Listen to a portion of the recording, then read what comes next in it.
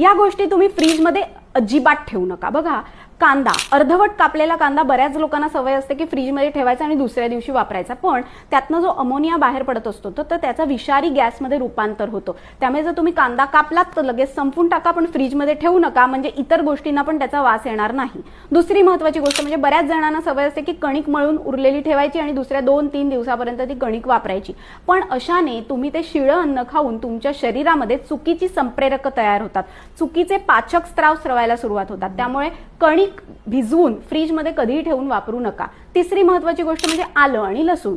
आल्याची पेस्ट चालेल, लसणीची पेस्ट चालेल, पण अख्खच्या अख्खं आलं किंवा लसूण हे फ्रीजमध्ये ठेवू नका। आलं जर तुम्ही फ्रीजमध्ये ठेवलं तर त्याला बुरशी येते, कारण फ्रीजमध्ये ठेवलेली गोष्ट काही प्रमाणात ओली होत असते, दमट होत असते आणि त्याच्यावर बुरशी येऊन ती शरीरात जाऊन आपल्याला त्याचा त्रास होऊ शकतो। त्यामुळे आलं, लसूण, कांदा, मळलेली कणिक या गोष्टी अजिबात फ्रीजमध्ये ठेवू नका। तसंच तुम्ही